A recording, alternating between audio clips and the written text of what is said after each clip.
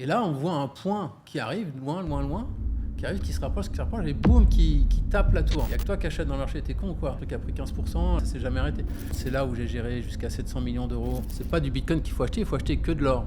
Parce que je pense que tous les détenteurs de Bitcoin vendront. Elon Musk, c'est quand même un mec au départ qui vend des voitures électriques aux écolos. Aujourd'hui, il représente le redneck qui fout du pétrole dans son gros pick-up et qui brûle du pétrole toute la journée. Là, on est en train d'arriver vers une guerre commerciale, j'espère pas monétaire, entre la Chine et les États-Unis.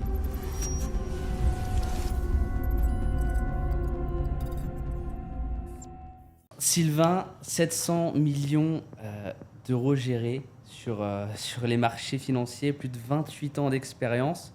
Aujourd'hui, on a un invité juste incroyable. On va partir sur un podcast, je ne sais même pas, ça va durer combien de temps concrètement. L'actualité est brûlante. Voilà, exactement. Donc, on va parler un petit peu de tout ça. On va parler vision long terme, stratégie et comprendre aussi qui es-tu. Et d'ailleurs, je te laisse te présenter. Dis-moi tout. D'abord, merci de faire ce podcast sur moi. Effectivement, j'ai plus de 28 ans d'expérience dans les marchés financiers. J'ai fait toute ma carrière après l'école directement en stage en banque. J'ai fait mon service militaire en entreprise, toujours en banque, BNP, où j'ai géré des portefeuilles de clients privés.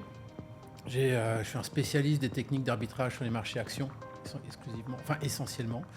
Je pense que dans ma carrière, j'ai traité tous les produits possibles, quasiment, que ce soit des actions, des futurs, des dérivés, des matières premières, du forex, un peu de crypto, pas énorme, je ne suis pas un spécialiste, mais je le deviens peu à peu. Et j'ai développé, je dirais, une véritable expertise qui mêle analyse fondamentale et analyse technique, qui me permet de brasser un peu tous les sujets stratégiques, d'actualité, économique, sous le prisme toujours d'un regard qui est souvent le même, qui est le risk-reward et qui est le centre de toute mon activité. Qu'est-ce que je risque pour une espérance de gain? Et je pense que le trading, c'est essentiellement ça, c'est un mélange de probabilité de succès et de risk-reward. Dans mes plus grosses expériences les plus significatives, je pense que ça a été le trading pour compte propre chez BNP Arbitrage. J'ai géré des hedge funds, c'est là où j'ai géré jusqu'à 700 millions d'euros chez Sisteia Capital Management à Paris. J'ai fondé le premier long short equity en France en 2000 chez Alphi Gestion, qui est devenu Dexia derrière Asset Management. Donc oui, je dirais que j'ai une très solide expérience. Je pense que dans les marchés financiers, j'ai fait énormément de métiers différents, du trading, l'asset management, la gestion de hedge funds. J'ai été analyste, conseiller, broker. Donc j'ai fait à peu près tous les métiers possibles dans les marchés financiers et j'ai trouvé qu'après 27-28 ans d'expérience plutôt dans le monde corporate, puisque j'ai toujours été employé, on va dire, il était temps de transmettre mon savoir d'une façon ou d'une autre, parce que c'est quelque chose qui est à la fois excitant et qui m'a toujours plu, parce que j'ai formé beaucoup de traders, beaucoup de gens dans les marchés. Et donc, quand Théo m'a proposé de faire ça, j'ai réfléchi, puis je me suis dit que c'était une excellente idée. En fait, au départ, je voulais plutôt écrire des scripts de films assez sympas ou une série. Ouais, j'avais pas mal de trucs en tête, super cool. Et parce que je pense qu'il y a peu de choses en fait qui montrent, parce qu'il y a eu beaucoup de films sur les marchés financiers, sur les salles des marchés, mais il y a peu de films qui sont capables de transmettre le stress. C'est-à-dire le stress et l'excitation vis-à-vis d'une courbe de PNL en fonction d'une courbe d'un actif financier. Et comment on source une bonne idée, c'est-à-dire comment on peut générer une bonne idée, que ce soit sur les actions, que ce soit sur les indices, etc. Je trouvais que c'était un truc qui était sympa à faire. Depuis, j'ai vu un truc qui est top, qui s'appelle Industrie, que j'ai bien aimé, une série. Ça, j'ai bien aimé, mais c'est toujours un projet. Donc là, je commence plus par les formations. Et dans les formations, c'est plus l'accompagnement post-formation que je trouve extrêmement intéressant et qui manque, à mon sens, dans le marché. Ouais. Vendre une formation, faire une formation de qualité, c'est donner à beaucoup de gens. Mais l'accompagner, c'est beaucoup plus compliqué. D'abord, c'est chronophage en termes de temps. Et surtout, transmettre son expérience au-delà de dire, voilà, la théorie, c'est ça. Mais voilà, comment on fait face à cette théorie et comment on fait face à des mouvements brutaux de marché ou à des mouvements ou à des périodes où il n'y a pas de volatilité. Donc, il semblerait qu'il y ait moins d'opportunités de faire du trading. Et en fait, tout ça, ça se gère, ça s'apprend, ça se contrôle. Et je pense qu'il n'y a que l'expérience qui peut faire ça. Sans avoir été, à mon avis, trader, on ne peut pas gérer ça. Parce que il faut avoir été capable de gérer le stress face à des positions qui ne marchent pas. Il faut être capable de gérer l'excitation dans des périodes où ça marche super bien et on se demande pourquoi ça marche aussi bien. Donc et ça, c'est important et je pense qu'il n'y a que l'expérience qui peut gérer ça et transmettre ça. Totalement. Ouais, l'expérience fait toujours la différence dans les deux cas. Exactement. Ça, c'est une certitude. Mais en vrai, ça va être juste fou parce qu'on va avoir plein de sujets différents. Donc je pense que même les gens qui soient débutants ou plus avancés, on va pouvoir aborder pas mal de sujets. Aujourd'hui, même niveau mindset, c'est intéressant de voir justement, tu parlais de pression, de voir comment tu gères, sachant que tu as géré quand même plus de 700 millions d'euros. C'est des chiffres juste énormes, donc je pense qu'il doit y avoir pas mal de pression derrière. Donc voilà. Alors, je me suis fait quand même une petite liste de questions parce que je me suis dit, il y a trop de choses à voir. Il y a trop de choses à voir. La première, c'était quand tu as commencé concrètement, est-ce que tu as investi en toi? Parce que tu nous as parlé un petit peu de formation, de coaching. Est-ce que tu t'es formé ou c'est vraiment, tu as fait des études là-dedans Ouais, alors j'ai fait des études pour. Alors évidemment, je rigole parce que je pense à ce que je vois, ce que je regarde tous les jours. On en parlait tout à l'heure sur Pierre Chartier, X2007. Je trouve ça exceptionnel. D'ailleurs, je vous encourage à regarder ça sur Instagram. Je trouve ça vraiment très, très drôle. Bon, après, c'est du vocabulaire très technique, mais c'est vraiment très drôle. Non, alors, dans les grosses salles de marché parisiennes, quand j'ai commencé, donc fin des années 2000, étaient embauchés essentiellement des ingénieurs, donc des top écoles d'ingénieurs, donc X, Centrale, Mines, j'imagine EDEC, NSAE qui est plus stat. En termes moi, j'ai fait une école de commerce, j'ai fait le SCP. Donc il y avait les trois grosses, HEC, ESSEC, ESCP, ESCP étant probablement la moins technique, mais la plus opérationnelle, je dirais, et le fameux DESS 204, je crois, de Dauphine. Okay. Ça, c'était un peu le vivier des traders, sachant que c'était essentiellement pour tous les produits un peu complexes de market making. C'était plutôt des écoles d'ingé. Et pour les produits plus pleine vanilla, ce qu'on appelle pleine vanilla, c'est-à-dire linéaire, comme des actions simples, enfin, là où il n'y a pas de convexité, donc là où il n'y a pas d'option, je pense que n'importe qui peut le faire. Après, c'est une question de mindset, une question d'implication personnelle. Donc, point de vue études, je pense qu'il faut avoir fait des études, mais il faut surtout avoir, je dirais, le bon sens paysan. C'est-à-dire que ça ne sert à rien de s'acharner sur quelque chose qui ne marche pas. Et il faut surtout avoir conscience de la pression psychologique que ça amène et avoir conscience que c'est un vrai engagement. Le trading, c'est pas ce qu'on peut voir sur les réseaux sociaux. Ah, j'ai gagné 70 000 euros aujourd'hui. Ah, j'ai fait un copie. C'est absolument pas ça du tout. Le trading, c'est une démarche intellectuelle profonde et c'est un engagement de tous les instants. Et en fait, comment on gère le stress? On le gère tout simplement en ayant conscience de ça, en ayant conscience qu'il y a des périodes qui marchent bien, des périodes qui ne marchent pas bien.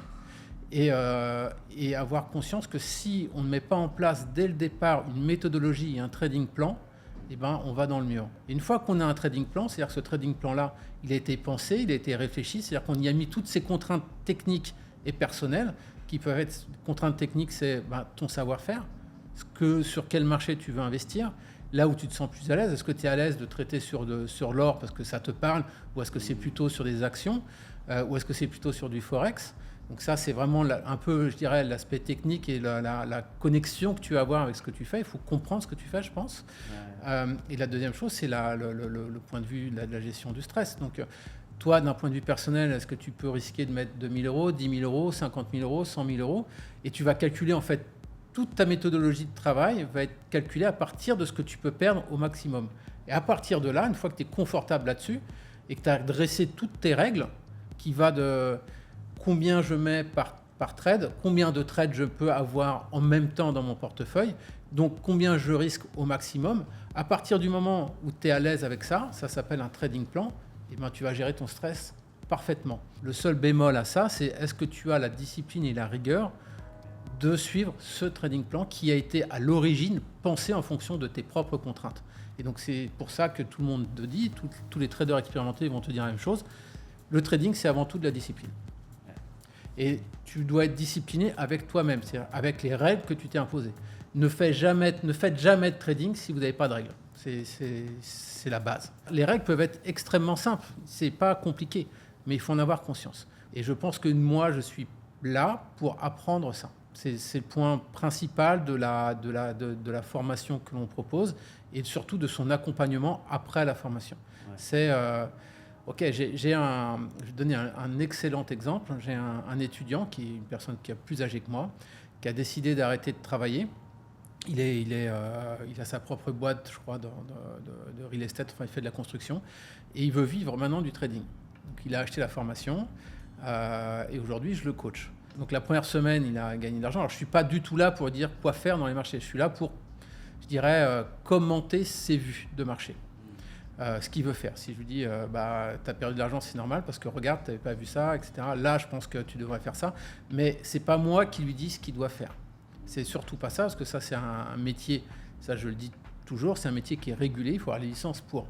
Moi, ce que je dis, c'est, qu'est-ce que tu penses du marché ? Moi, voilà ce que je vois, comment j'analyse ta vue et comment j'analyse le marché. Et après, il prend son risque, il prend ses tailles, voilà. Et je peux lui expliquer comment faire, évidemment, c'est ça le but. Et donc, il a commencé ces 2 premières semaines en gagnant pas mal d'argent. Les 3 semaines qu'on suivi, il en a perdu beaucoup, voire plus que ce qu'il avait gagné. Et donc là, je lui ai expliqué pourquoi. Et donc, quand il a vu les marchés baisser cette semaine, il m'a appelé, j'ai répondu, et je lui ai dit, écoute, dans les marchés financiers, il y a une maxime qui dit, des fois, il est urgent de ne rien faire. Tu n'es pas un trader professionnel, tu n'as pas des clients derrière toi, donc tu n'as pas besoin d'être investi tout le temps. Tu le fais que si tu le sens bien et que si tu es prêt à le faire. Et le marché commençait à baisser, je lui ai dit, écoute, vu ce qui est en train d'arriver dans le marché, je pense que ça ne va pas s'arrêter tout de suite. Vaut mieux acheter plus cher un marché et avoir la certitude que ça va monter plutôt que d'essayer d'attraper un couteau qui tombe, parce que quoi qu'il arrive, tu vas te couper. Ouais. Donc c'est pas une bonne idée. Attends que ça se calme, attends d'y voir plus clair, attends que la vol diminue, parce que là, à court terme, tu as une tendance fortement baissière qui est en train de s'initier. À long terme, tu es toujours dans une tendance haussière. Tu as des signaux contradictoires sur à peu près tout. Et l'impact de ce que dit Godzi Trump, je trouve que ça lui va vachement bien, on ne le maîtrise pas. Et surtout, la réaction des autres pays, on ne les connaît pas. Donc on sait qu'il va y avoir un impact extrêmement négatif. Je ne pense pas qu'il y ait une idéologie derrière de mettre fin au libre-échange, de détruire ce qu'on a mis 80 ans à construire. Mais je pense c'est des gens qui sont tous sauf bêtes. Je pense qu'il est conseillé en revanche par des patrons d'entreprise, par des gens un peu plus idéologiques que lui, parce que lui, c'est un patron d'entreprise, c'est un affairiste, donc il n'a aucun intérêt à ce que les marchés se cassent la gueule, il a plutôt intérêt à ce que ça monte. Donc je pense qu'il y a un plan derrière, mais que la façon de faire, elle est extrêmement brutale, et les résultats ne sont pas sûrs. Son gros but, c'était de mettre à la table de négociation tous les pays pour négocier de façon bilatérale des accords en faveur des États-Unis, évidemment. Et on voit que ça semble marcher, parce que l'Inde a dit qu'il voulait négocier. La Thaïlande, on a dit on met 0% de droit de douane, ce à quoi ils ont répondu on veut plus. Donc, je ne sais pas ce qu'ils veulent de plus, mais en tout cas, voilà. Le Vietnam, pareil. Le Japon, pareil. L'Europe n'a pas répondu. Et la Chine, là, c'est la guerre qui est déclarée. Et là, en revanche, ça fait vraiment penser à 2 ados qui sont dans une voiture, deux voitures volées, qui foncent contre un mur et qui se disent qu'est-ce qui va s'arrêter le premier. Ça fait vraiment penser à cette image-là. Parce qu'en fait, c'est bon pour personne. En revanche, ce qui est vrai, c'est qu'aux États-Unis, il y a de tels déséquilibres financiers, une balance commerciale qui est affreuse, un endettement colossal. Est-ce que le but, c'est pas de foutre le dollar par terre pour relancer tout ça, et ce qui absorberait évidemment tous les gains, enfin toute l'inflation apportée à euro-dollar égal ou à parité égale sur toutes le currency? Je pense que c'est un des plans de ce qu'ils font. En revanche, ce que les gens ne maîtrisent pas et ne comprennent pas aujourd'hui, c'est qu'au-delà de la guerre tarifaire que tout le monde est en train de regarder, essayer d'analyser, il y a un déséquilibre énorme qui peut arriver. C'est que si les Chinois, qui sont les plus gros détenteurs de la dette américaine, disent « je vends la dette américaine », ce qui va aider la baisse du dollar, mais ça veut dire que les taux d'intérêt aux États-Unis vont exploser. Vu l'endettement à taux variable qui est aux États-Unis des ménages américains, je pense qu'il va y avoir un drame économique potentiel. Et ça, c'est un truc qui n'est pas pricé dans le marché. Donc attention de voir la suite des choses. Donc il y a des mécanismes qui sont extrêmement importants, qui sont en train d'être bouleversés aujourd'hui. Est-ce que c'est mieux pour les 30 prochaines années? J'en sais rien. Je ne vais pas dire oui ou non. Est-ce qu'à court terme, on a vu que la partie immergée de l'iceberg? Ouais, très certainement. Ce qui ne veut pas dire qu'il n'y a pas énormément d'opportunités, et c'est là où l'analyse technique va nous aider à saisir ces opportunités-là. Mais en revanche, je pense qu'il faut absolument comprendre l'environnement dans lequel on est pour comprendre les risques véritables. Même si je viens de pointer du doigt un risque énorme sur la croissance économique américaine, sur la politique monétaire mondiale, et donc sur les marchés financiers, ça ne veut pas dire qu'il va arriver. Donc il faut naviguer là-dedans. Ce qu'il faut comprendre aussi aujourd'hui, et ça c'est pas rassurant, c'est que l'administration de Godzi Trump n'est là que ça fait pas 100 jours qu'ils sont là. Donc je pense que les 3 années et demie qui arrivent vont être riches en rebondissements et on ne va pas s'ennuyer. En revanche, ce que je dis, et ça c'est une vraie leçon de trading, quand il y a une volatilité extrême dans les marchés, il y a 2 choses à faire. La première chose, c'est arrêtez, je vous en prie, arrêtez de regarder des graphiques en intraday, ça ne sert à rien du tout. Tous les supports intraday, les supports mineurs, ils ne servent pas. La seule chose à faire, c'est regarder des graphiques sur du très long terme pour savoir où est-ce que ça a une vraie chance de s'arrêter. Je ne l'ai pas dit, mais je suis très connu dans les marchés pour avoir vu le point bas de la crise financière 2008-2009. J'avais écrit une note de 72 pages pour dire pourquoi il fallait acheter. J'ai fait la même chose pendant le Covid, où en mars 2020, j'ai sorti une note d'une 30aine de pages pour dire exactement ce qui allait se passer, ce qu'il fallait faire, pourquoi il fallait acheter le marché. Tout ça, c'est venu d'un constat d'abord fondamental, mais surtout d'une analyse technique faite sur du très long terme. Donc dans des périodes à forte volatilité, la première chose à faire, c'est arrêter cette charte intraday, ça ne sert à rien. Vous allez vous empaler sur chaque trade que vous allez faire. Regardez les chartes très long terme et intervenez sur des points hyper solides. Ça, c'est le point central. La deuxième chose, c'est quand il y a une volatilité qu'on peut mesurer par le VIX ou le V2X par exemple, qui atteint les 45%, je crois qu'on a fait 60% lundi au plus haut. Pour comparaison, pendant le Covid, on était à 90% sur le VIX, sur le V2X. Donc la volatilité pricée par les options les plus traitées sur le marché européen, sur l'Eurostoxx. Donc c'est une mesure d'incertitude. En règle générale, on se balade entre 15 et 20. Donc quand ça atteint 45, c'est qu'il y a une grosse incertitude qui est pricée. Quand ça dépasse les 50, c'est que on est dans des périodes de mini-crack ou de crack. Et là, on a touché, je crois, 60% au plus haut lundi, quand la Chine a répliqué. Ok. Et donc, dans ces périodes-là, abaissez votre risque, donc abaissez les tailles de vos trades, tout simplement. C'est pas compliqué. Si le marché vient de perdre 15%, c'est-à-dire que le rebond technique peut être de 7,5%. Tu n'as pas besoin de venir avec des énormes tailles.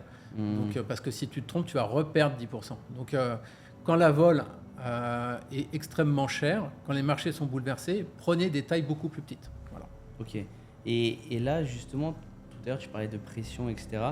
Est-ce que toi, tu as eu le bon mindset dès le départ ou ça a été vraiment lié après au succès, où tu as su gérer la pression Alors moi, j'ai eu la chance de bien démarrer, de gagner, d'être... En fait, quand j'ai commencé chez Alphi Gestion en 2000, alors c'est marrant parce qu'au départ, j'étais chez BNP Luxembourg pour faire de la gestion action pour des clients privés haut de gamme.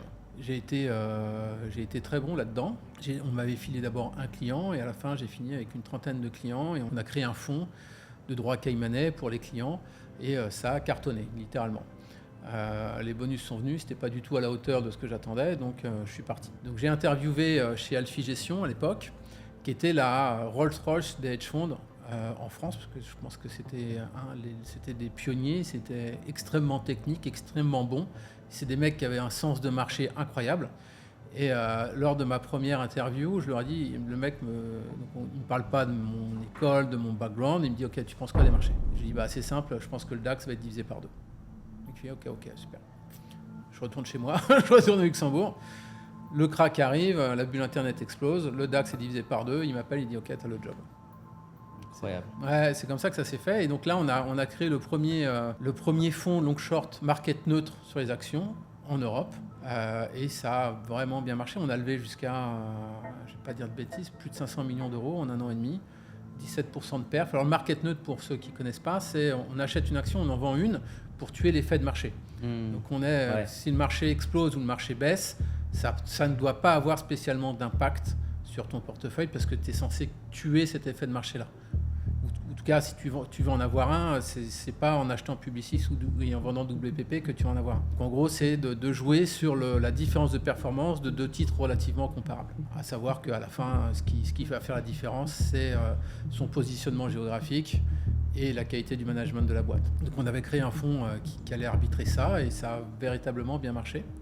Et donc là, j'ai dû me mettre un peu au niveau parce que ces mecs-là, chez Alphi Gestion, étaient extrêmement forts. Donc je pense que, comment j'ai fait personnellement, j'ai travaillé nuit et jour jusqu'à ce que j'estime avoir atteint leur niveau de compétence. Et je pense que j'ai vécu très très longtemps sur ma carrière grâce à ça, parce que ça m'a ça m'a appris énormément. Appris d'abord techniquement parlant et appris à me connaître parce que les mecs étaient des vrais traders, quoi, comme on en voit moins aujourd'hui. C'était des gars qui avaient un sens de marché inné. Sur les attentats du 11 septembre, il faut voir comment les mecs ils travaillaient. C'était un truc de dingue. Ça, c'était une vraie expérience aussi. Ouais. C'est une expérience de dingue, je vais te la raconter. À l'époque, moi j'étais gérant d'un portefeuille long short, j'étais super jeune parce que c'était en 2001, donc j'avais 28 ans. Et j'étais juste en dessous de l'écran plasma géant de la salle. Et à l'époque, j'étais négatif sur le marché, on dit bearish sur le marché. Donc pour jouer ça, j'étais long d'assurance, short de banque. Donc en gros, tu achètes AXA et tu vends Société Générale.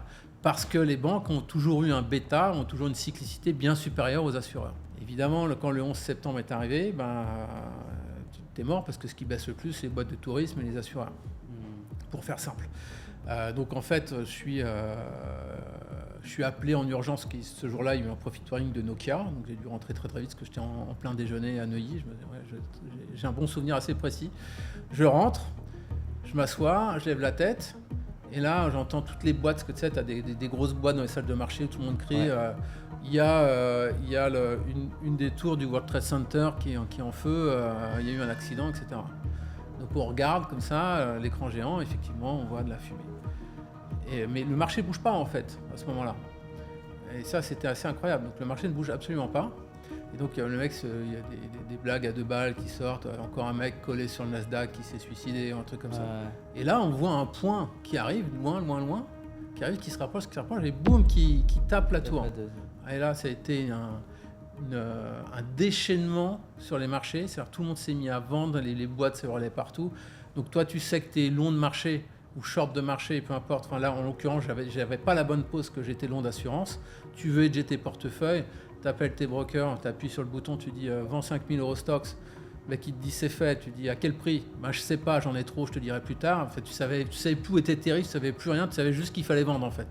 Et je crois qu'on est resté jusqu'à 1h du mat pour entrer tous les tickets dans les systèmes, pour connaître nos risques, etc. Enfin, c'était un truc véritablement de cinglé quoi. C'est allé à une vitesse. Enfin, c'est quand même dingue de dire vends 500 lots, le mec qui te dit c'est fait mais j'ai pas le prix parce qu'en fait j'ai pas le retour, il y a trop de il y a trop d'ordres en même moment, tous dans le même sens. Enfin c'était pourtant c'est électronique donc il y a pas de piège, on sait exactement qu'on aura le prix auquel on a été exécuté.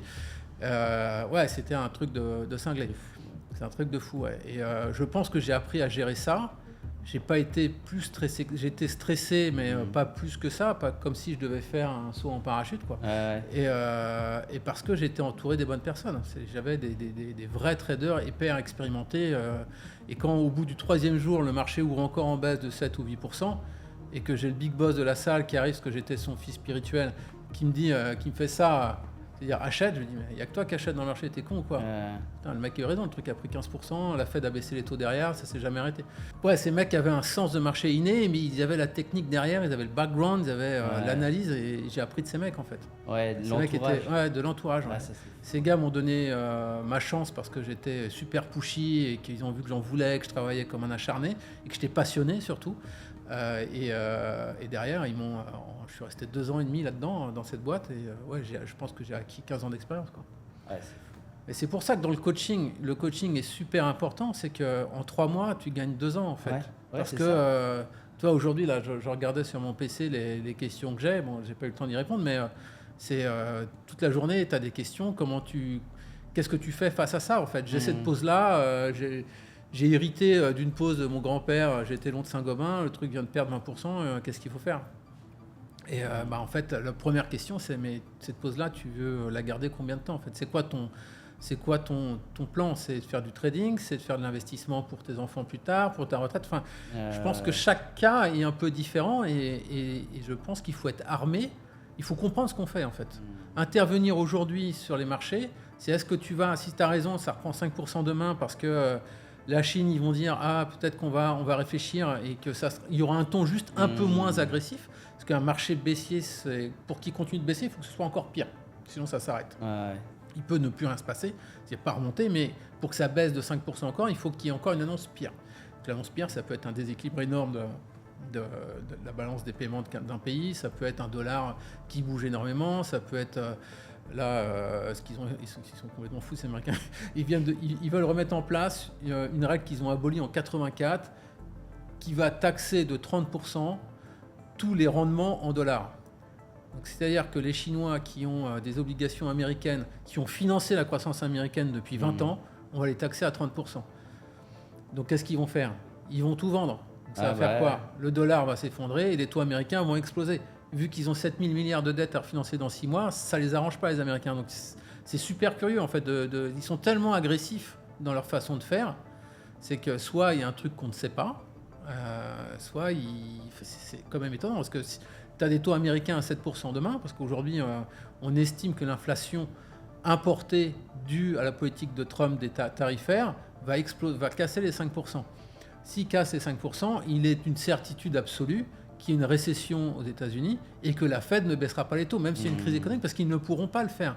Son mandat, déjà, ils ne peuvent pas se blairer entre Trump et Powell, même si c'est Trump qui l'a élu. Le mandat de Powell qui l'a mis en place, le mandat de Powell s'arrête en mai 2026. Donc je pense qu'il ne peut pas le virer maintenant, surtout qu'il fait bien son job, a priori.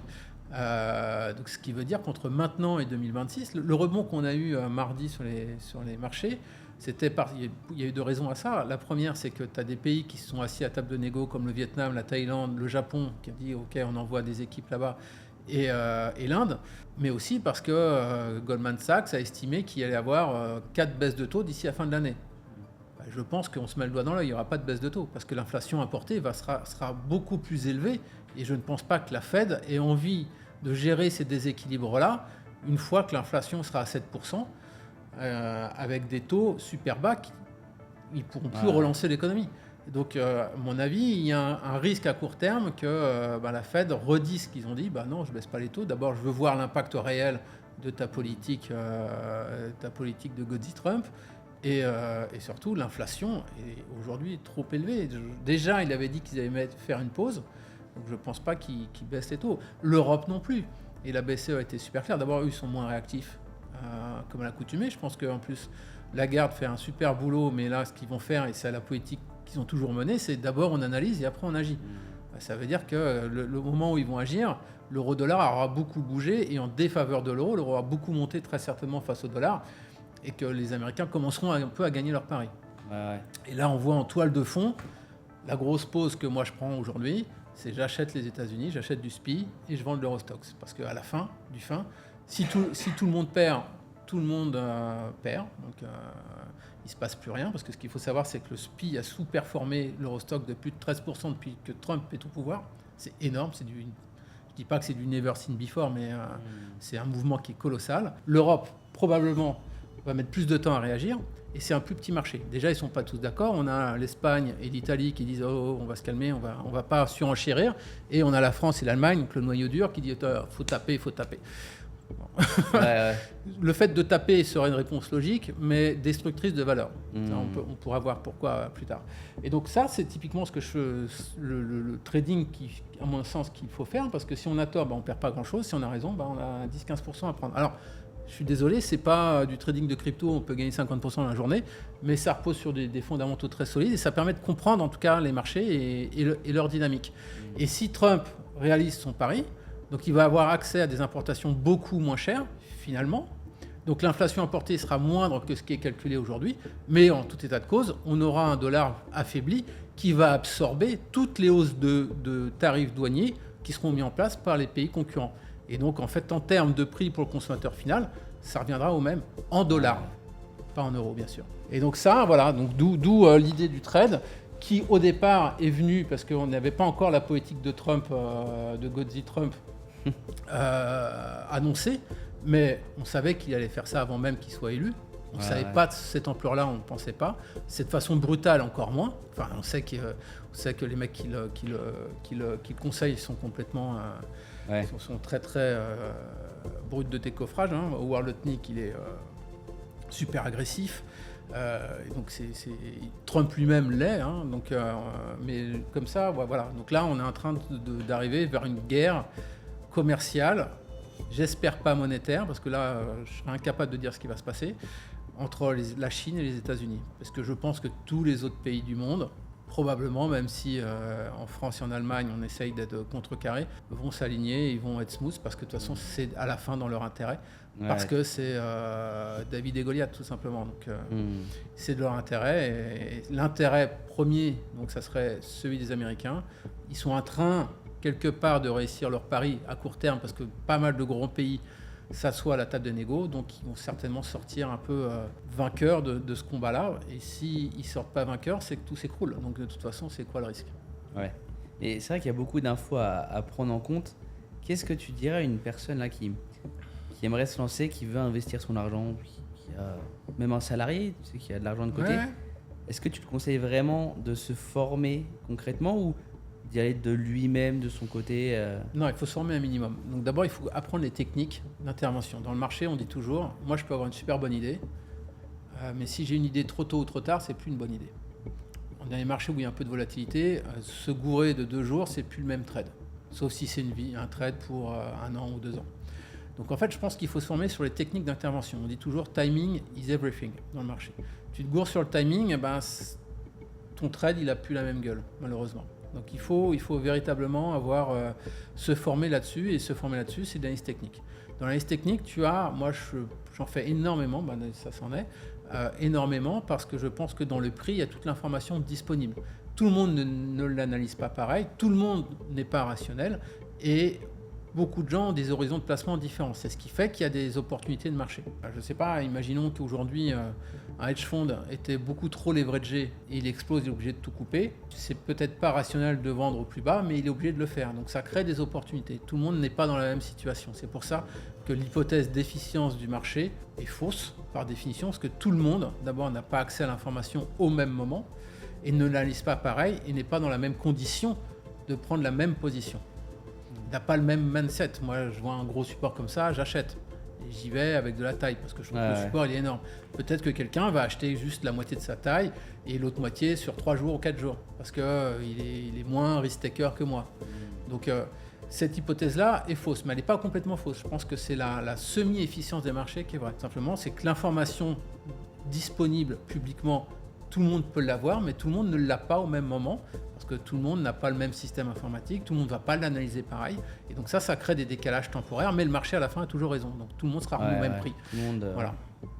Ok, c'est intéressant, c'est vrai qu'il y a beaucoup d'infos, et ça se voit concrètement que tu as de l'expérience, rien qu'en parlant, ça se voit qu'il y a du vécu. En ce moment, le cerveau tourne à plein régime. Ouais, avec tout ce qu'il y a, là, l'actualité, est-ce que tu as des petites choses à prédire là, suivant l'actualité Il y a un truc que je regarde là de près, c'est le Bitcoin en fait. Parce que je trouve que lui, il n'a pas beaucoup baissé. D'abord, il y a 2 choses. Il y a eu la très forte hausse, je crois que c'est passé de 60 000 à 100 000, 110 000 pendant les élections et après l'élection de Trump. Ensuite, il y a eu énormément d'annonces. Donc, il y a eu un effet d'annonce. Tout le monde veut du Bitcoin, etc. Elon Musk, un pro-Bitcoin, est au gouvernement. Maintenant, pourquoi ça n'a pas explosé plus que ça? Parce que finalement, on avait déjà été sur des niveaux pas aussi hauts, mais pas si loin que ça. Premièrement, il y a eu beaucoup de ce que j'appelle de la chauffe. C'est-à-dire qu'il y a eu beaucoup d'annonces, mais concrètement, il ne s'est rien passé. C'est-à-dire qu'on n'a pas eu aujourd'hui aux États-Unis une instance de régulation propre aux cryptocurrencies. On ne sait pas trop qui régule ça. Est-ce que c'est la SEC? Est-ce que c'est le Doge? On ne sait pas trop. Donc ça, c'est le premier point. Donc, pour l'instant, je pense que les investisseurs sont en attente. Les très gros asset managers comme BlackRock sont déjà longs. MicroStrategy, tous les 30% de hausse, ils en rajoutent 1 milliard. Ok, maintenant il va se passer quoi? Je pense que Elon Musk, sa durée de vie au gouvernement américain est extrêmement limitée. Donc Elon Musk, il faut bien comprendre, malgré le génie que c'est et que ce soit l'homme le plus riche du monde, c'est quand même un mec au départ, avant d'être au gouvernement, qui vend des voitures électriques aux écolos, donc plutôt côté gauche américain. Aujourd'hui, il représente la droite dure américaine, dont l'électorat de base, c'est le redneck qui fout du pétrole dans son gros pick-up et qui brûle du pétrole toute la journée. Donc, il y a un sentiment anti-Elon Musk qui se met en place. On a vu là ces derniers temps. On l'a vu, ouais. Maintenant, le fait est qu'ils partent du gouvernement, parce qu'en plus, Godzi Trump, la bébête, n'aime pas les gens qui perdent. Et là, il vient de perdre une énorme élection dans le Wisconsin où il a soutenu pour plus de $10 millions la campagne pour la Cour suprême d'un juge et il a perdu. Ça, c'est pas bien. Donc je pense qu'il ne va pas rester très longtemps au gouvernement. Est-ce que là-dessus, il y aura un effet psychologique uniquement, parce que d'un effet réel, il n'y en aura pas, mais psychologique sur le Bitcoin, c'est possible. Mais moi, ce que je pense sur le Bitcoin, c'est qu'on a très certainement ce qui s'appelle des strikes, des niveaux à partir desquels les investisseurs leveragés vont devoir être des vendeurs forcés. Et c'est pas pour rien qu'on reste sur cette zone-là, à mon avis, 72 000, je crois 76 000 au plus bas, 80 000, parce que je pense qu'en dessous de 70 000, 60 000, je pense que c'est une catastrophe sur le Bitcoin. Donc ça, c'est le trade que je surveillerai. Pour te dire, je n'ai aucune pause aujourd'hui sur le Bitcoin, parce que, et ça c'est antinomique à ce que je viens de dire, si on recasse 88 000 par le haut, je pense qu'on est reparti sur un trend super haussier. En revanche, si on casse les plus bas de la dernière fois, je pense que là, on peut prendre... Mais à mon avis, il y a plus à gagner en shortant le Bitcoin qu'en achetant à court terme. Mais Ouais. c'est mon point de vue. Je pense que je ne vois pas ce qu'on va pouvoir annoncer de plus, là, maintenant, pour le faire monter à 150 000. Je ne vois pas. Et surtout, en fait, il y a un truc qui est super intéressant. Le Bitcoin, à un moment donné, on disait que c'était un peu une valeur refuge. Ouais. C'était une monnaie à part entière, un peu comme le gold. C'est vrai qu'il s'est passé un truc. Ça, c'est l'évolution. C'est l'évolution du Bitcoin et du prix de l'or. On voit quand même que donc l'or, c'est le orange et le Bitcoin, c'est le blanc. Ouais. Donc on voit que pendant assez longtemps, donc là on est 2022, donc là il y a une petite décorrélation. Oui, c'était ça, parce qu'en 2022 c'était la guerre en Ukraine, c'est le début de la guerre en Ukraine. Donc c'était relativement corrélé. Depuis l'élection de Trump, en fait, et depuis là très récemment la baisse des marchés, il y a une décorrélation très forte. Ce qui veut dire quoi? C'est qu'en fait maintenant le Bitcoin, alors tu vas me dire que c'est à court terme, donc il faudrait voir sur du plus long terme, mais moi ce que je crois c'est que le Bitcoin ça devient juste un actif risqué comme un autre, c'est plus du tout une valeur refuge. C'est pas du tout une monnaie différente. Que je pense que si le système financier s'écroule, c'est pas du Bitcoin qu'il faut acheter, il faut acheter que de l'or. Parce que je pense que tous les détenteurs de Bitcoin vendront, parce que tu feras plus de transactions en Bitcoin, tu les feras en or en fait. Donc je pense que là il y a une mécompréhension de ce qu'est le Bitcoin. Moi j'ai de l'argent, si j'achète une voiture, je l'achète en euros ou en dollars. Pourquoi je vais l'acheter en Bitcoin? Je m'en fous en fait. Donc c'est un truc que j'ai un peu de mal à comprendre. L'intérêt réel du Bitcoin. Parce que de toute façon, le Bitcoin, il est soit en euros, soit en dollars, soit en pounds. Donc de toute façon, si les monnaies s'écroulent, ça s'écroule avec, en fait, par définition. Donc je ne vois pas le point. Et ça, quand on a un gros mouvement de marché à la baisse, c'est assez intéressant de voir la décorrélation des deux, en fait. Parce que le Bitcoin est plus considéré comme un actif risqué que comme une monnaie de refuge. Ouais, de toute façon, l'or, c'est ce qui est là depuis des années. Ça a toujours été là et ça sera encore là, très probablement, quand le dollar, et ça c'est mon gros pari, sera sur des niveaux beaucoup plus bas face à l'euro qu'aujourd'hui. Mais c'est vrai que là, on parle quand même un petit peu de marché financier, trading.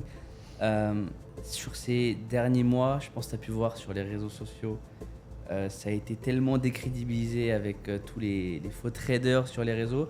Est-ce que tu n'as pas peur que plus ça va, plus le marché du trading prenne un coup avec toutes ces arnaques, copy trading, etc. Alors écoute, pour moi c'est comme dans tout en fait, c'est comme les NFT, comme les métaverses. Moi je crois dans les métaverses en fait. Et moins dans les NFT, enfin certaines parties des NFT j'y crois parce que je pense qu'authentifier des œuvres d'art, etc., c'est un vrai sens en fait. Tu vois, t'imagines, tu as ton téléphone comme ça, tu te balades, il y a une œuvre d'art au mur, et ben ça te sort toute l'historique du truc, l'acheteur, enfin etc. Je trouve ça c'est canon en fait. En revanche, les collectibles, les genres de trucs, j'ai jamais bien compris l'intérêt. Quand je demandais à mon fils, est-ce que tu veux une nouvelle paire de Nike ou est-ce que tu veux acheter des Nike pour ton personnage dans je sais pas quoi, Roblox? Il me disait Roblox en fait. C'était un truc complètement fou. Je lui dis, t'es sûr de toi là? Parce que tu joues au foot toute la journée, t'es tennis à s'en trouver, tu veux pas? Non, je veux Roblox. Bon. Ok, mais quand il y a une hype comme ça, et qu'il y a, je dirais, une sorte de bulle qui se crée sur quelque chose, et sur le trading c'était le cas, il y avait énormément de gens qui vendaient des signaux dont on ne sait pas d'où ça venait, ce côté obscur, etc., qui faisaient des affiliations chez les brokers. Il y en avait énormément. J'ai été contacté, tu n'as même pas aidé, par un nombre de mecs qui sont venus chez moi pour me dire fais ça, fais ça, fais ça, et fais ça avec moi, fais ça. Évidemment, j'ai tout refusé. Qu'à la fin, il ne reste que les choses qui sont cohérentes et qui ont de la valeur pour le consommateur final. C'est quel que soit le secteur d'activité, quelle que soit l'histoire, le moment de l'histoire où tu te situes, il y a toujours eu des bulles des hypes sur quelque chose, et à la fin, il ne reste que ce qui crée de la valeur pour le consommateur final. Et je pense que nous, on s'inscrit dans cette dynamique-là, c'est que ce qu'on crée, nous, c'est de la valeur. On ne vend pas de signaux d'abord, parce que je pense que c'est un marché qui est régulé, on n'aurait pas vraiment le droit de le faire. Pas comme ça, alors il y a des pays où tu as le droit de le faire, potentiellement pas d'autres, mais après tu te fais toujours attraper par la régulation. Si ton client était français ou américain, tu vas tomber sur la régulation machin. Donc de toute façon, il faut faire attention à ça. Premièrement, donc je vous encourage, si vous faites du copy trading ou vous suivez des signaux, sachez que la personne qui vous le vend n'a probablement pas le droit de le faire. Deuxièmement, c'est antinomique avec le trading. Le trading, c'est un apprentissage de tous les jours. Ce qui veut dire qu'en fait, quand tu vas commencer ton activité de trading, tes premiers trades, il faut que tu les notes. J'ai acheté Orange et il faut que tu notes pourquoi. J'ai acheté Orange parce que je pensais que ça allait prendre 15%. Donc j'ai acheté à 10 et je pense que je vais le vendre à 11,5. J'ai programmé mon stop loss à 7,5%, 2 fois mon expectation par exemple. Donc mon stop loss était là. Et les raisons pour lesquelles j'ai acheté. Est-ce que c'était un chart? Est-ce que c'était de la valorisation relative? Est-ce que c'était des fondamentaux d'Orange? Il va y avoir un catalyste haussier sur le titre. Est-ce que c'est un mix de tout? Et la vie du trade, tu mets ton trade en place, le trade vit sa vie, tu le vends positivement ou ton stop loss est activé. Et là, tu marques pourquoi. Et ça c'est du vrai trading parce que le trade d'après, que tu vas prendre après, tu auras appris pourquoi ça n'a pas marché. Donc ce qui n'a pas marché, je vais essayer de faire en sorte que ça marche sur le prochain trade. Donc tout ça pour dire que si tu ne comprends pas ce que tu fais, tu ne pourras jamais progresser. Ouais, Et je veux dire, quel esprit sain peut acheter quelque chose sans savoir d'où ça vient? Bah oui. C'est complètement dingue. Le copy trading, il y a un mec qui est je ne sais pas où, qui te dit fais ça.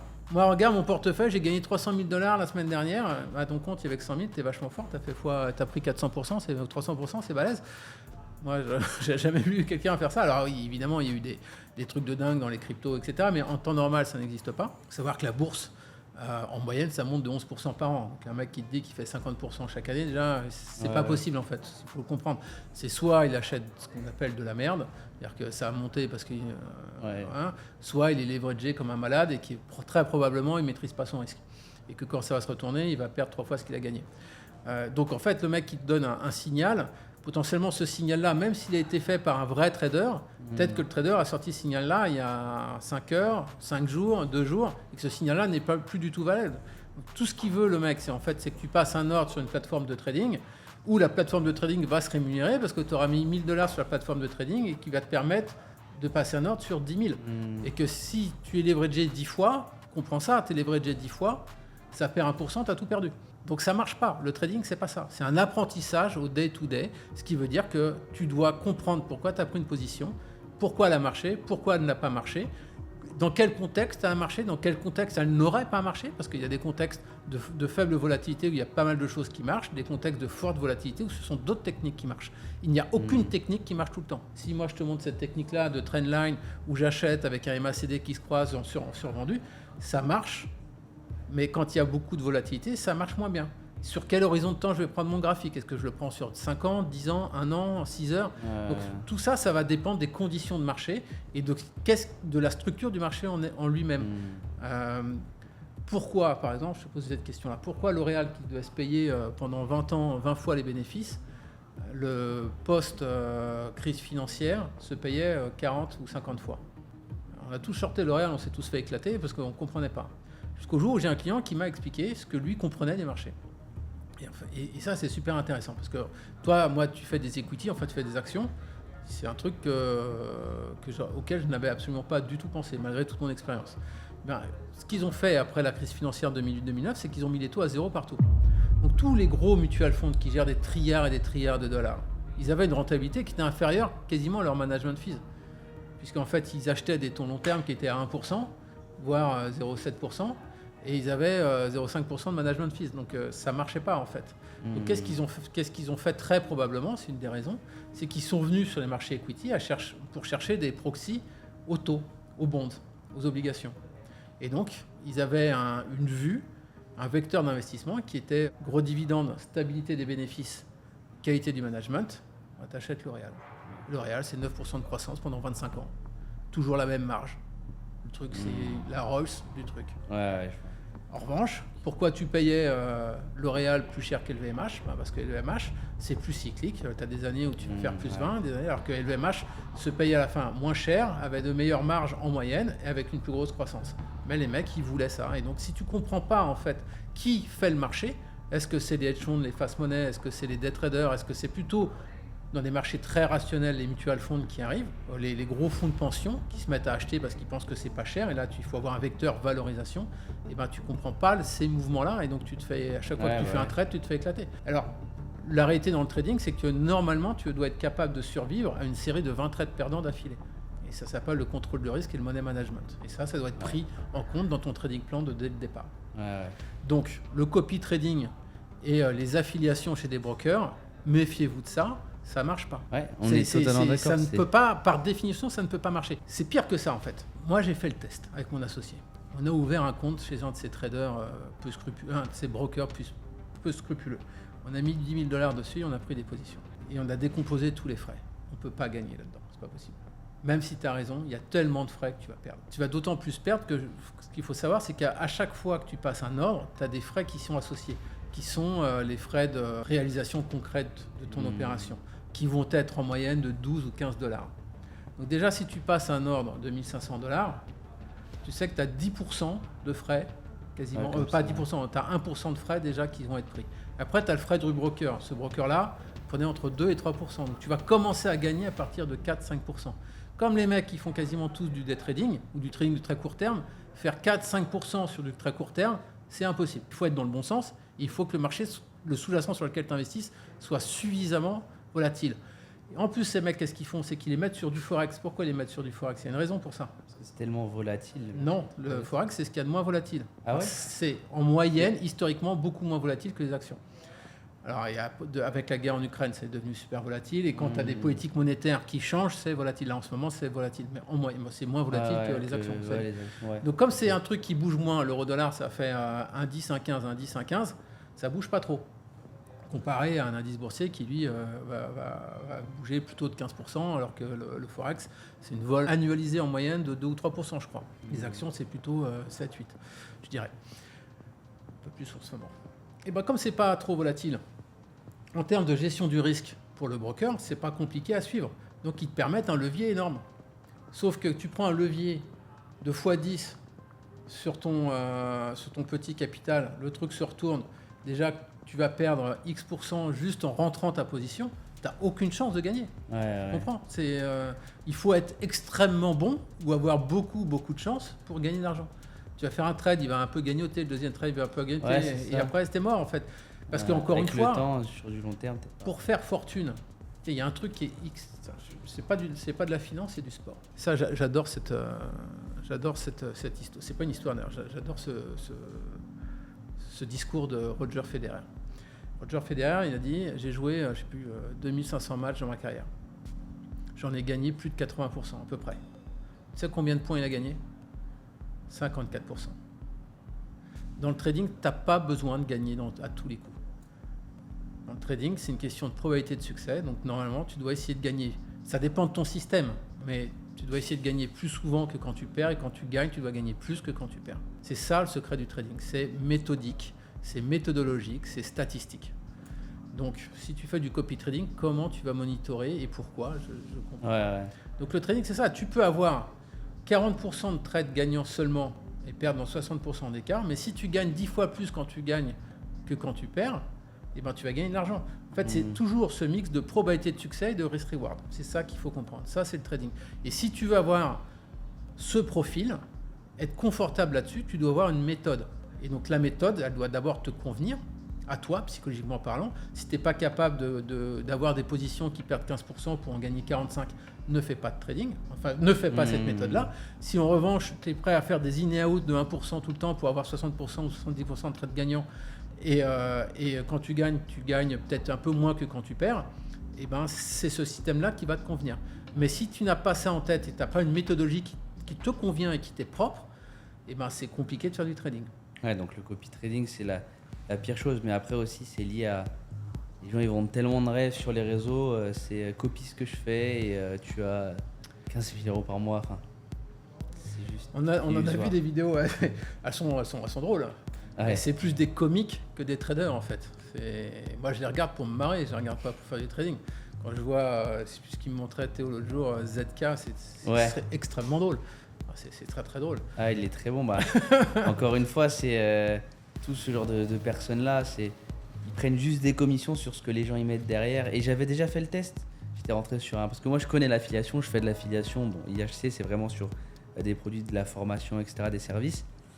Et là, je m'étais mis dans un Telegram, dans un groupe Telegram, et je vois comment c'est fait. C'est non, mais tu dois à tout prix mettre sur mon truc, est-ce que tu as un minimum à investir, etc. C'est que les gens, ils te poussent. Ouais, et après, quand tu es dans la boucle. Je pense que nous, avec Global Trading Intelligence, ce qu'on veut, c'est vraiment apprendre aux gens ce qu'est le trading. En fait. J'espère être capable de transmettre mon savoir-faire et mon expérience. Et le trading, c'est tout, sauf du copy trading. Ouais. Le copy trading, c'est. J'ai vu un mec qui me dit avoir gagné d'argent avec. Je pense sur les 50 personnes à qui j'ai parlé de copy trading, il y en a une qui m'a dit avoir gagné de l'argent. Je pense que toutes les autres ont perdu. Je n'ai pas poussé plus loin l'interview, je n'ai pas investigué pour savoir sur ce qu'il avait fait, à quelle fréquence. Ouais.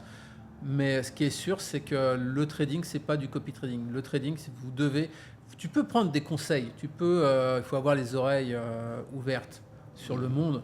Personne n'a la science infuse et ne sait tout. En revanche, quand tu prends une position, c'est ta position. Donc, tu ne dois pas être dans le déni, tu dois être responsable de ce que tu fais. Si tu veux être responsable de ce que tu fais, il faut quand même que tu comprennes ce que tu fais. Ouais, totalement. C'est le point de départ. C'est la base. Voilà. Et pour comprendre ce que tu fais, il faut se former.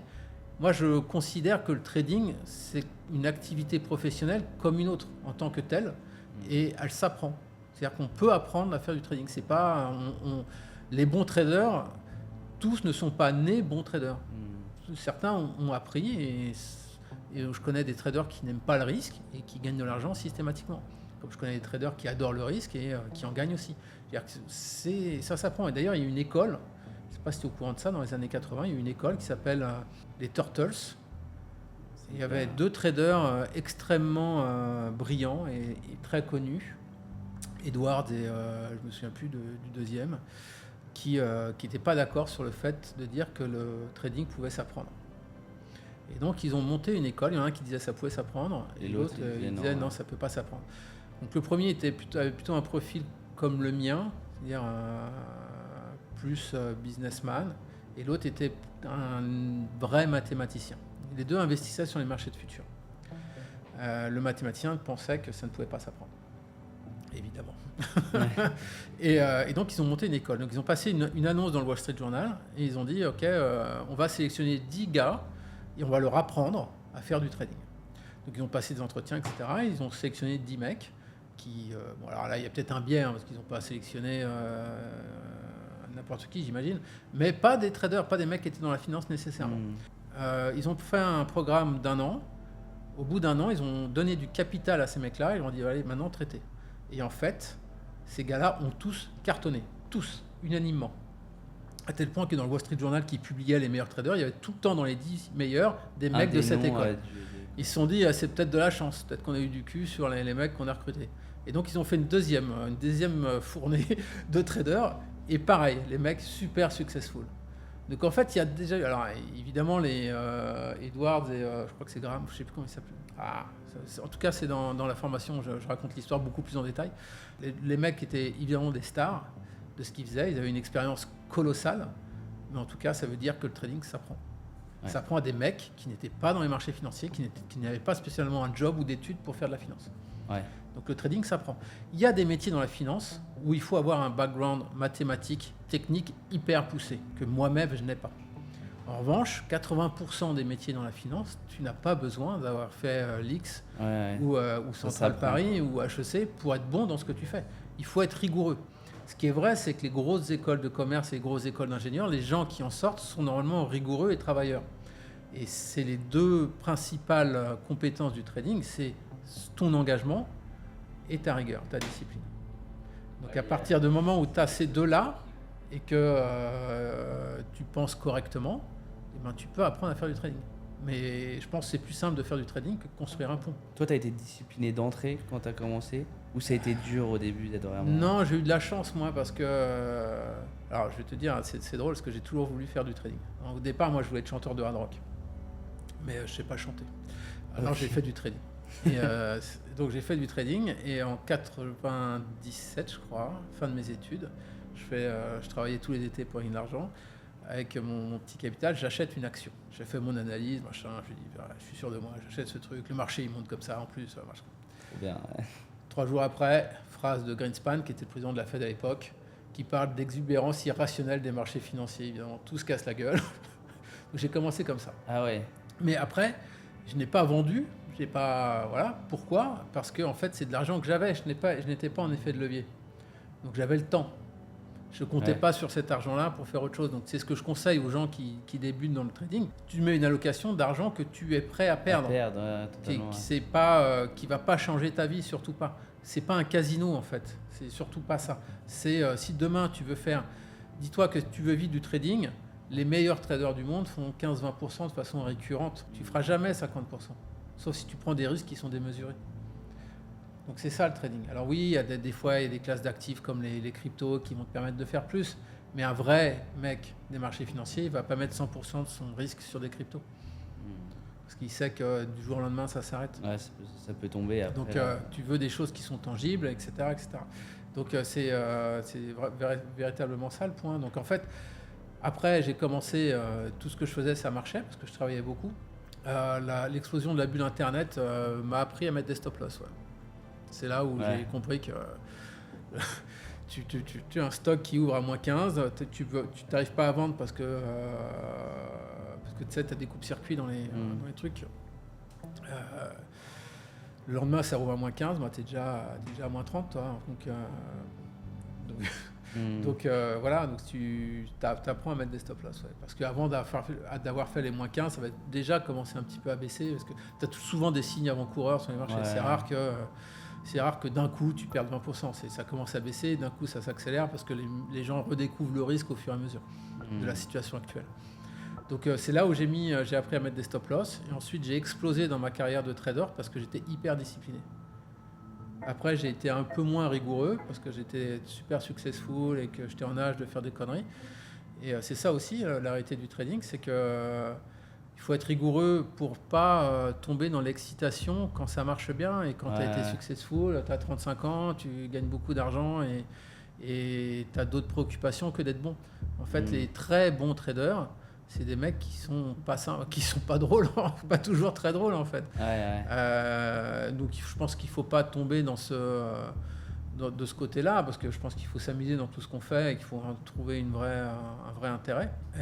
Mais la discipline, le marché t'apprend à être discipliné en fait.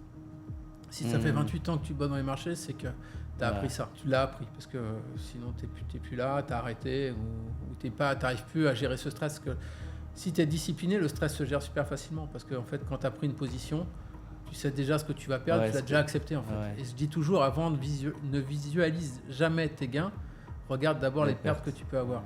Ça, si tu n'es pas prêt à perdre, n'investis pas dans les marchés. Ça, c'est vraiment une punchline qu'il faut avoir en tête. Parce que si ta première pause, elle perd, tu fais quoi ? T'arrêtes ? Surtout si tu as tout mis ton capital. Donc non, il faut juste avoir un plan. Si tu as une méthodologie, ton travail fait que à la fin, tu auras plus de positions gagnantes que de perdantes. Et ce qui compte, c'est de gérer. Un bon trader sait gérer les mauvais moments. Mais c'est assez drôle parce que du coup, plus on parle, plus je me rends compte que un bon investisseur, c'est lié aussi à être un bon affilié qui ramène du trafic à une entreprise. Est-ce que si tu avais juste un conseil à donner à quelqu'un, ça serait quoi pour toi ?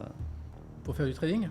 Ouais, être un bon investisseur et même être un bon affilié, ce serait quoi le conseil que tu as vraiment à donner ? Fais un truc qui te convient, qui te parle, que tu comprends.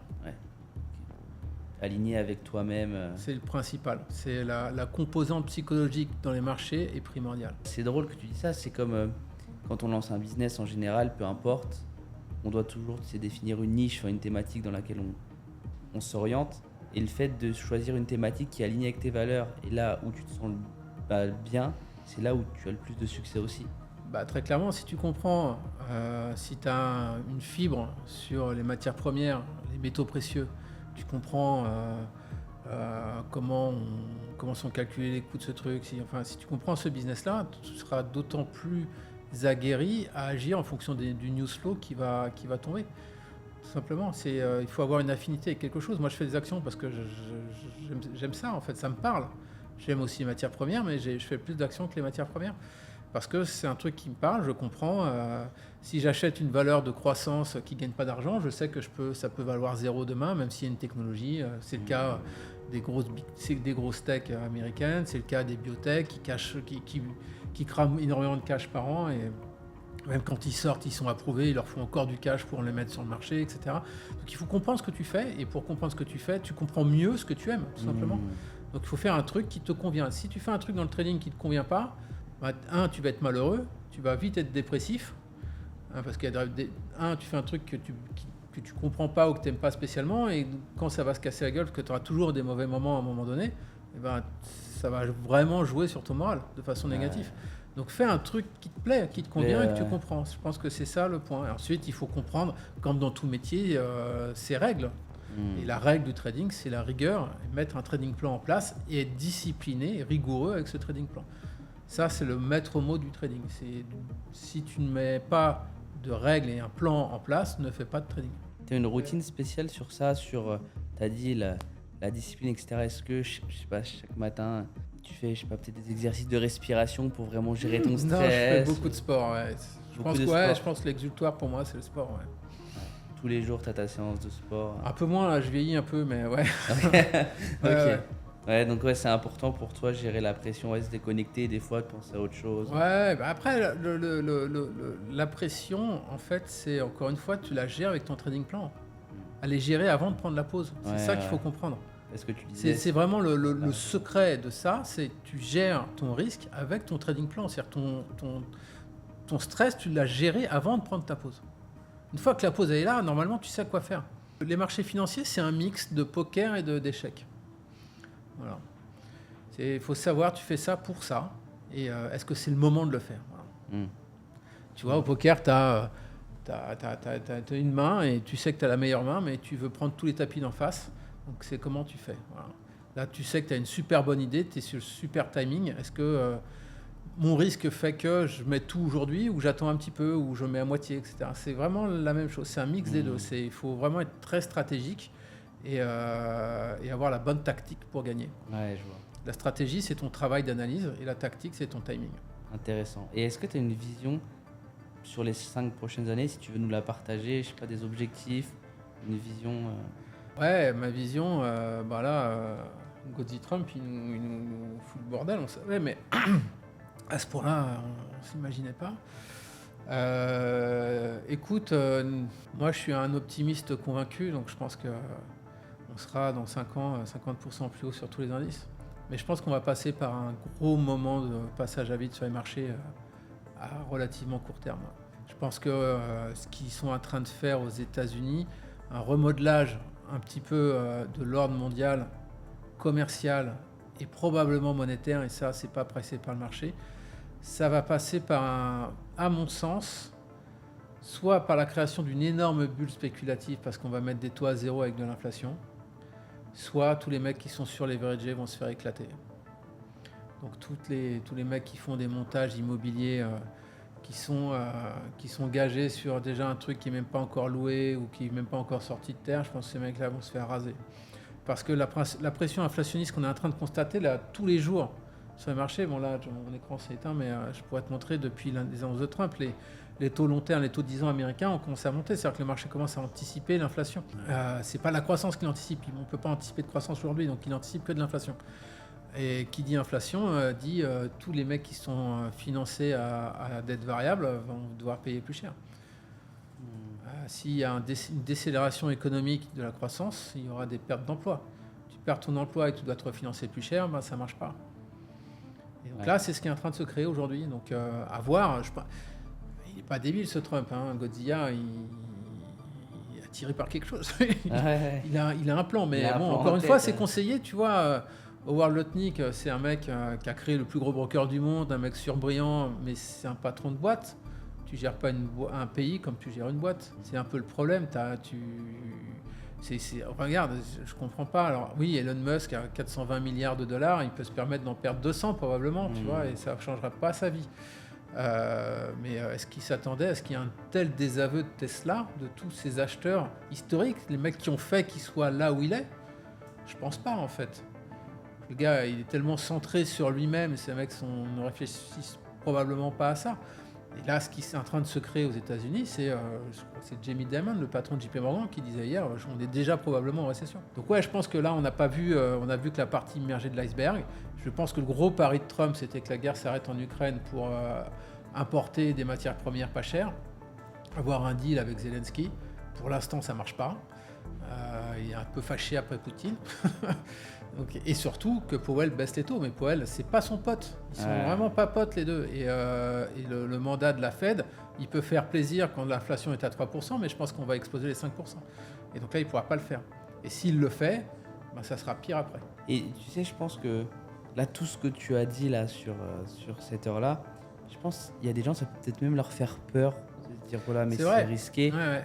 Est-ce que tu as un conseil à dire sur une personne qui hésite un petit peu même à investir sur lui? Il sait qu'il veut faire ça, ok, il veut faire du trading. Est-ce que tu as un conseil vraiment à lui donner? Ouais, j'ai un vrai conseil à lui donner. Il ne faut pas être un génie pour faire du trading. Il faut avoir envie de le faire. Voilà. Simple. Et si tu as envie de le faire, tout ce que je viens de dire, tu vas l'apprendre et tu vas le maîtriser. Et aujourd'hui, avant de maîtriser tous les canaux de transmission économique entre la monnaie, entre l'inflation, entre la consommation, enfin j'en sais rien, apprends déjà ce que c'est que le trading, apprends à faire de l'analyse technique et apprends à savoir ce que price le marché. Le boulot d'un trader, c'est de savoir ce qui est pricé par le marché à tout instant, ce qui te permet à tout moment de réagir au plus vite, d'analyser avant les autres la news qui va tomber qui n'était pas attendue. Ça, c'est le principe du trading. Donc pour faire du trading, tu as besoin de te former. Et la base, à mon avis, c'est l'analyse technique. Federer et Nadal ont fait du tennis ce qu'est le tennis aujourd'hui. Il y a eu des super champions avant, mais je pense qu'ils ont amené le tennis à un niveau où maintenant, ta place de Roland Garros, tu la payes 3 000 €. Sans eux, ça ne serait jamais arrivé ça. Je regardais les places de Wimbledon, il faut que le marché remonte pour y aller cette année. Mais globalement, c'est ça. Il y a des mecs qui ont fait du trading ce que c'est aujourd'hui. Et ces mecs-là, des années 80, c'est des mecs qui maîtrisaient avant tout les systèmes de trading et l'analyse technique. Donc, l'analyse technique, dans l'information, dans le prix que tu vois, là tu vois le Dow Jones, tu vois l'Eurostoxx à 4900 points, j'en sais rien, ce qui vaut là 4800 points. À 4800 points, il y a de l'information dans ce prix-là. Comprends ça, tu comprendras ce que c'est que le trading. Incroyable. En tout cas, je pense que c'est se connecter à l'essentiel et dans les deux cas, juste dans cette petite description, il y aura le lien direct pour accéder à votre formation. Je pense que tu l'as très bien dit et je pense que tout le monde l'a compris. Tu n'es pas là pour expliquer comment gagner 50 000 € par mois ou être riche demain matin, mais c'est déjà vraiment se connecter à la base, comprendre les bases. Tu as quand même 28 ans d'expérience. Donc je pense que rien que ce chiffre-là parle et on sait que tu es compétent. C'est quand on vit toutes les crises. J'ai vécu l'explosion de la bulle Internet, la crise financière 2008-2009, le Covid. Je vais survivre à celle-là. C'est à peu près sûr. Je ne l'ai pas complètement anticipé, mais celle-là, je l'ai vu venir. Donc, c'est encore une fois, le point de départ, c'est de se former sur la base. La base, c'est se nourrir de l'information financière, donc c'est facile, tu regardes les échos, tout simplement. Tu as plein de sites, Zone Bourse, Boursorama, tu as énormément d'informations là-dedans. On ne parle pas d'avoir un écran Reuters ou un écran Bloomberg. Tu prends un écran, tu ne le voyez pas là, mais comme ce serait sympa de les montrer, notre partenaire YouFunded. Alors notre partenaire YouFunded, pour te le présenter, c'est pas un broker, c'est des gens qui t'apprennent à faire du trading. Avec un compte, tu ouvres un compte chez eux, tu mets 3 000 $, ils t'apprennent à faire du trading sur 45 000, mais tu ne peux pas beaucoup perdre parce qu'ils te mettent des coupes-circuits, ils te disent ce que tu as bien fait, pas bien fait. Enfin, c'est hyper bien fait, c'est pour ça qu'on a choisi ce partenaire-là. Et eux utilisent TradeView qui est super facile d'accès, hyper user-friendly et qui ne coûte pas cher du tout. Donc il faut se former. Trade après trade, vous allez vous former. Donc il faut avoir de l'information financière et faire de l'analyse technique. Le plus de charts vous allez faire, plus d'analyse graphique vous allez faire, et plus vous allez apprendre, et plus vous allez être capable de lier l'information que vous voyez au day-to-day sur vos écrans dans les journaux avec ce qu'il y a dans les prix. Et c'est ça, cet apprentissage-là que vous devez faire. Et se faire coacher, se faire accompagner par un professionnel va vous permettre de gagner 3 à 5 ans d'expérience assez rapidement. C'est ça qu'on paye. C'est le temps. Je dis toujours, la plus grosse valeur qu'on peut donner à quelque chose ou à quelqu'un, c'est son temps. Ouais, c'est juste. C'est pas de l'argent, c'est son temps. Faut vraiment investir en soi. Enfin, moi, je veux dire, quand j'ai commencé, j'avais acheté 2 formations sur le même sujet en plus, mais pour vraiment avoir le max d'infos et que je sois d'entrée aligné avec tout ce que je vais faire. Je pense que l'investissement sur soi, c'est la meilleure chose à faire. C'est l'investissement sur soi et c'est vrai, pour rebondir sur ce que tu disais, peut-être que ça fait un peu peur de donner autant d'analyses, autant d'informations, mais il ne faut pas avoir peur de ça, il faut avoir envie de le faire, il faut avoir envie de comprendre. Je pense que le but aussi, un des trucs qui est super excitant dans le trading, et c'est pour ça que je suis encore là, c'est que faire du trading, c'est comprendre le monde dans lequel on vit en fait. Et les contraintes qu'on peut avoir, pour celui qui vit en France, les impôts, l'insécurité, celui qui vit à Dubaï, l'inflation, la hausse des prix, tout ça, en faisant du trading, vous le comprenez. Vous comprenez d'où ça vient. Et encore une fois, ça s'apprend. C'est pas dur. C'est beaucoup plus dur de construire un pont ou une voiture que de faire du trading, de comprendre pourquoi ça monte ou ça baisse. C'est ça qu'il faut avoir. Il faut avoir envie de le faire.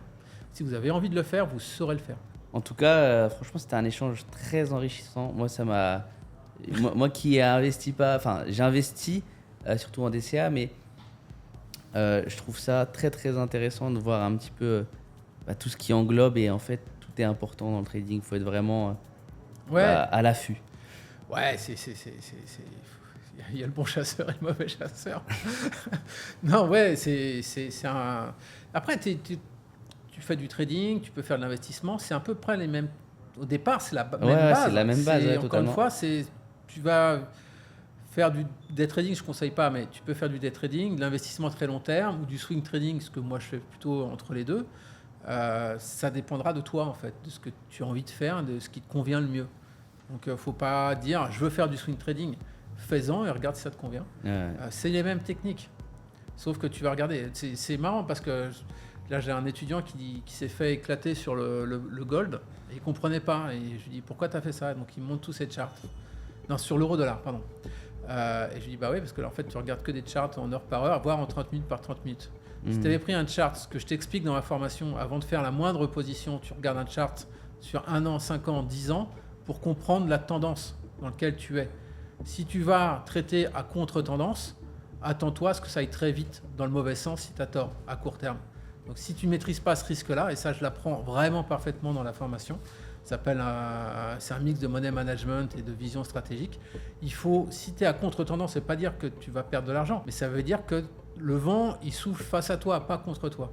Donc j'apprends plutôt à mes étudiants à se mettre dans la tendance et attendre un retracement pour acheter. Et ça, je l'explique super bien avec des exemples très très clairs. C'est ludique parce que c'est des charts, donc c'est facile d'accès.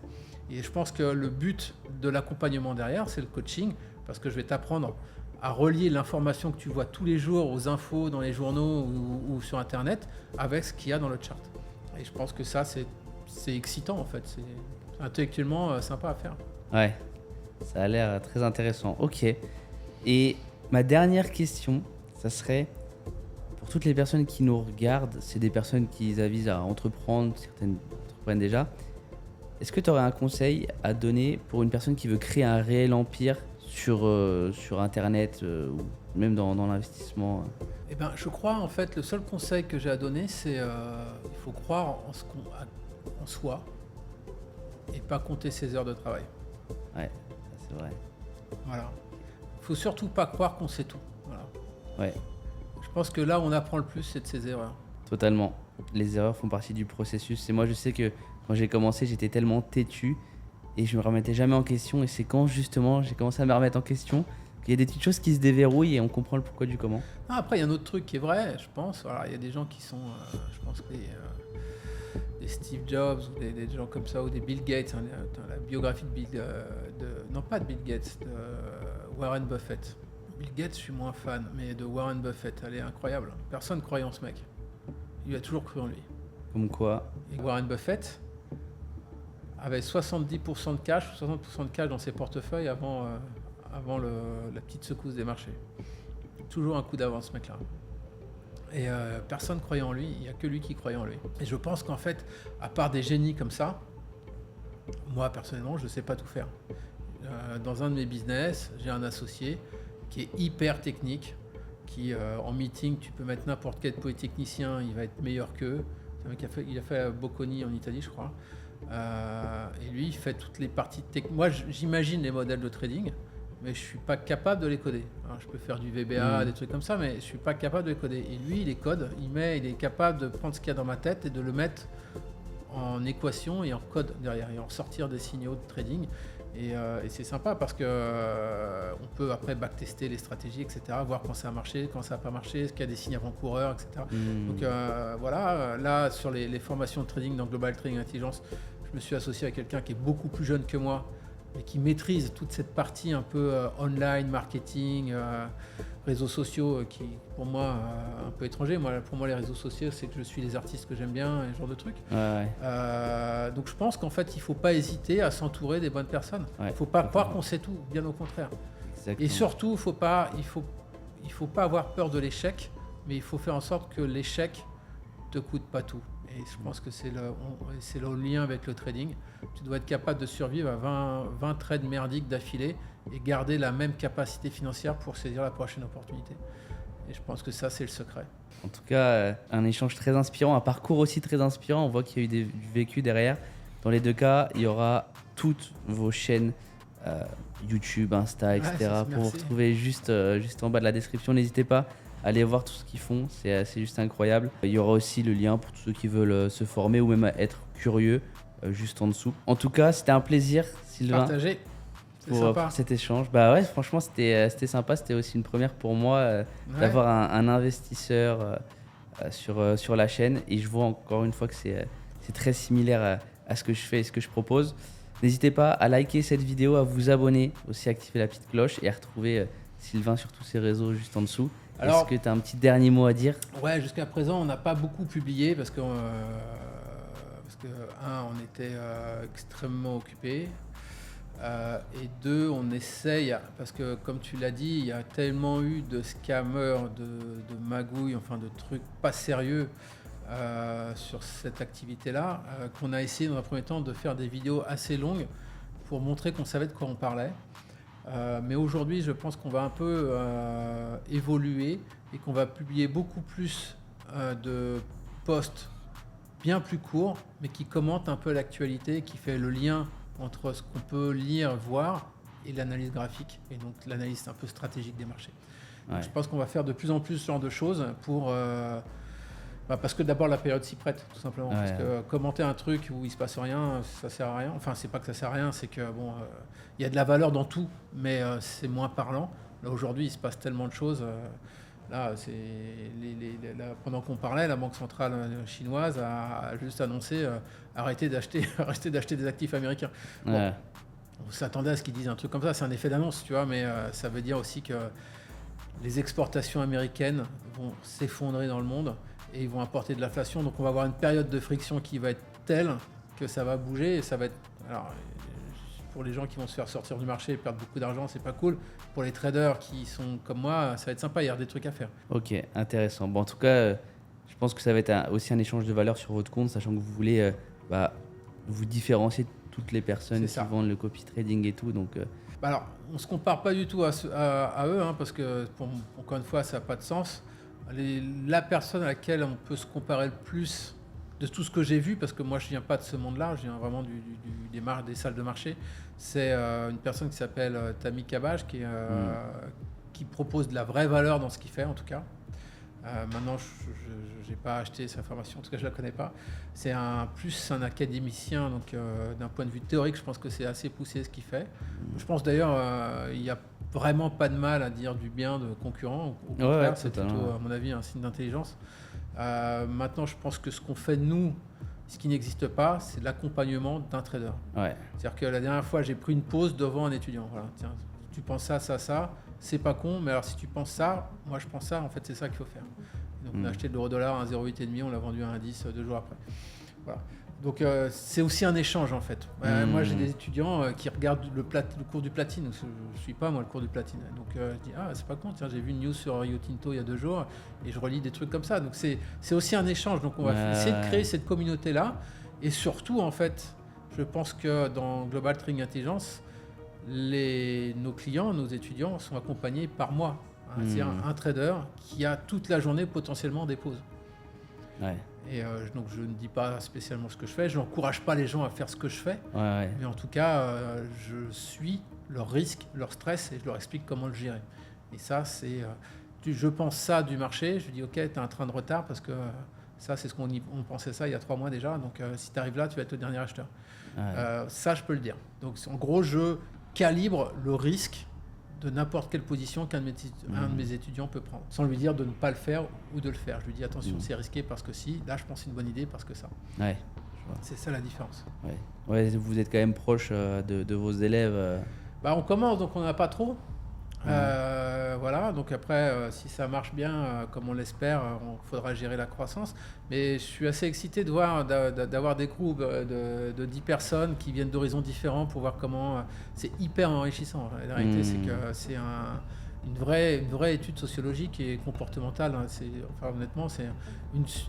J'ai eu des commentaires tellement négatifs en disant si tu étais un trader à succès, pourquoi tu fais des formations? Ok, chaque personne fait ce qu'il a envie de faire en fait.